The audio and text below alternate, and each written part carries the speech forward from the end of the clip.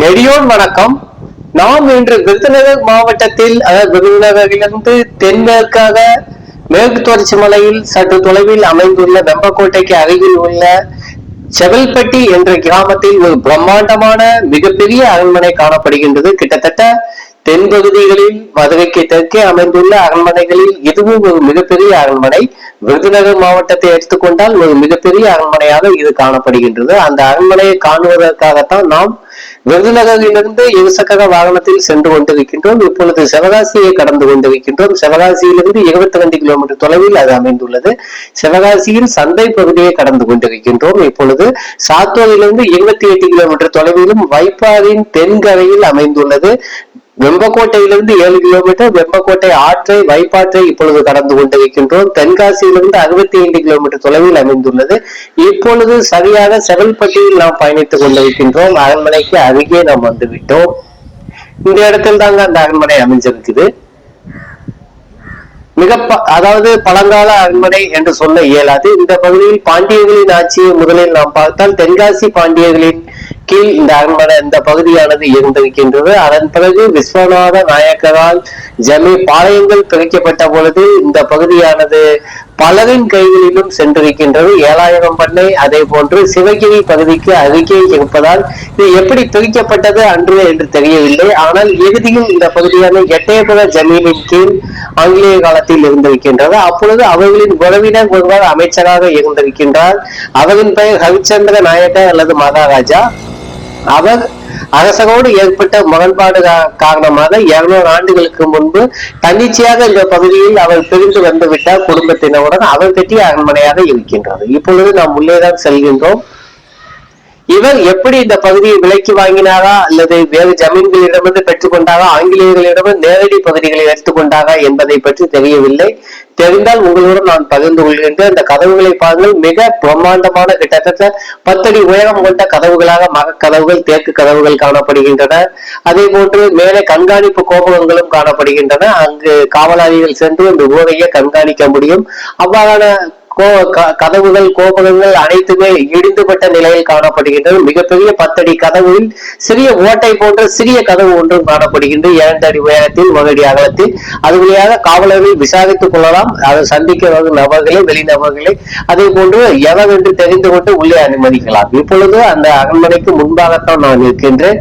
உங்களுக்கு அந்த காட்சியை தான் காண்பித்துக் கொண்டிருக்கின்றேன்.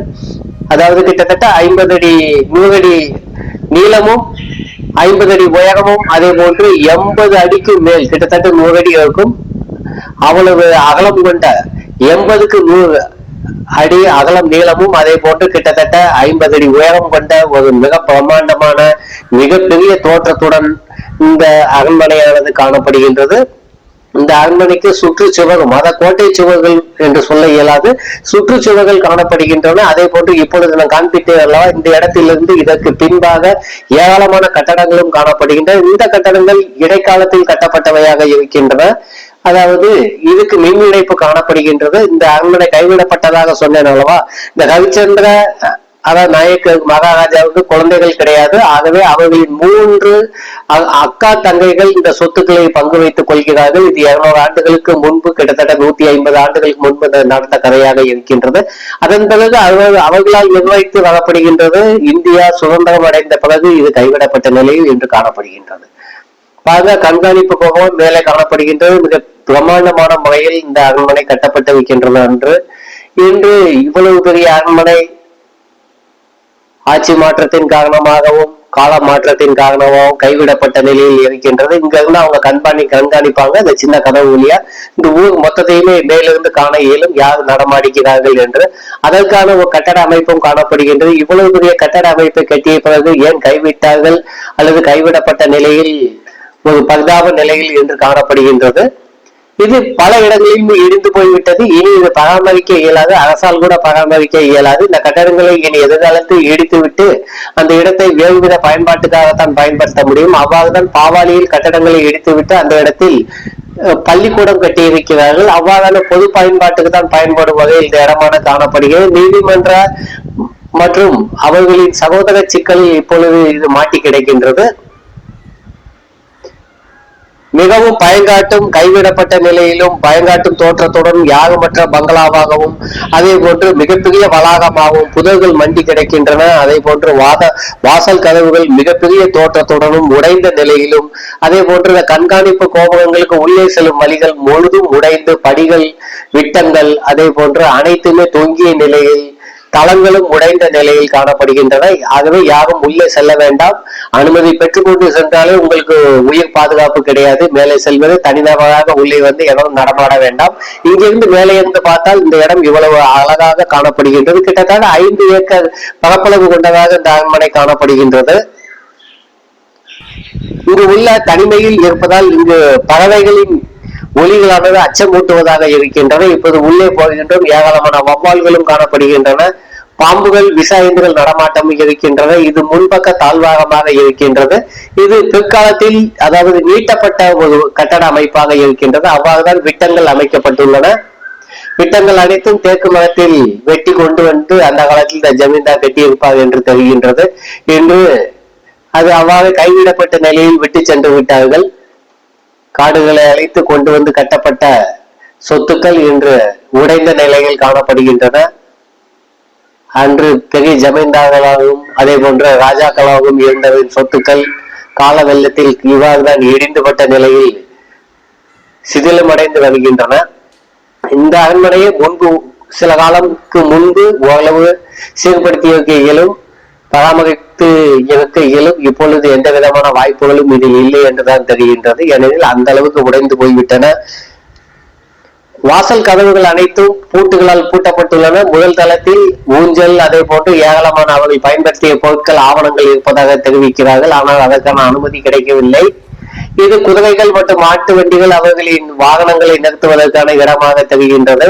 இது கடைசியாக எப்பொழுது நிறுத்தினார்கள் என்ற ஒரு எந்த ஒரு தகவல்களும் இல்லை. இங்கு இருப்பவர்கள் கிட்டத்தட்ட 50-60 ஆண்டுகளுக்கு முன்பு கைவிட்டு சென்று விட்டதாக தெரிகின்றது. ஏராளமான ஓவியங்கள் காணப்படுகின்றன. குதிரை வண்டியின் சக்கரங்கள், அச்சு, ஆட்டுவகல், அம்மிக்கல், திருவை என்று உடைந்து போன பொருட்கள், மாட்டு வண்டி சக்கரங்கள், அது சம்பந்தப்பட்ட பொருட்கள், விட்டங்கள், சட்டங்கள் என்று ஏராளமான பொருட்கள் உடைந்து சிதிலமடைந்து நாசமடைந்து வருகின்றன.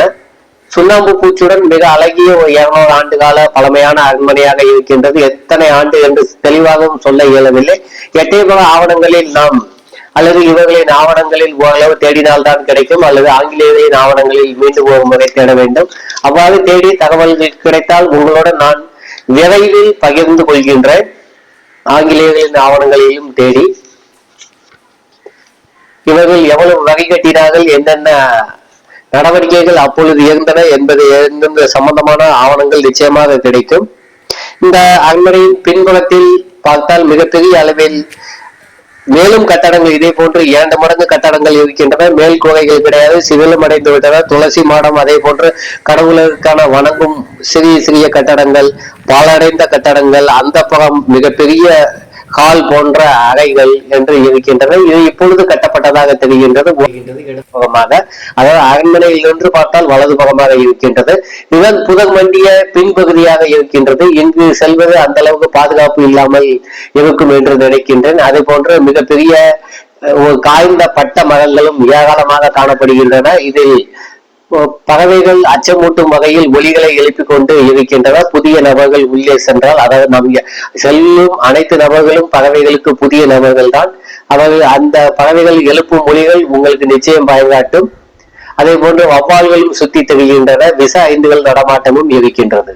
ஆகவே கைவிடப்பட்ட நிலையில் மிகவும் பாதுகாப்பு இல்லாமல், அதே போன்று ஒரு பேய் பங்களா போன்ற சினிமாக்களில் திரைப்படங்களில் வரும் பேய் பங்களா போன்ற ஒரு பயங்காட்டும் தோற்றத்துடன் இந்த அரண்மனை என்று காணப்பட்டு வருகின்றது.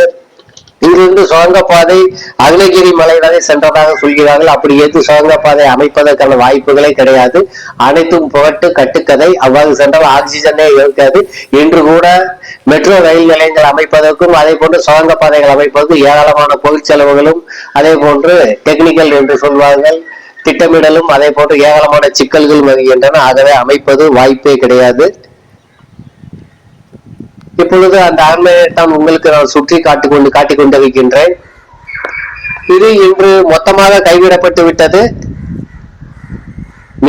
மிகவும் ஒரு பிரம்மாண்டமான மிகப்பெரிய தோற்றத்துடன் அன்று கட்டப்பட்டு ஆட்சி செய்தவர்கள் இன்று மொத்தமாக கைவிட்ட நிலையில் இருக்கிறார்கள். இதே போன்று சேர சோழ பாண்டியர்களின் அரண்மனைகள் எத்தனை பெரிதாக எவ்வளவு நுணுக்கத்துடன் கட்டப்பட்டிருக்கும் என்பதை அடுத்தடுத்த பகுதிகளில் நாம் காண்போம். நான் உங்கள் பழனிக்குமார் மாடசாமி. இந்த காணொலி இத்துடன் நிறைவு பெறுகின்றது. நான் உங்களிடமிருந்து விடைபெறுகின்றேன். நன்றி, வணக்கம். மீண்டும் ஒரு பதிவில் விரைவில் வந்து சந்திக்கின்றேன்.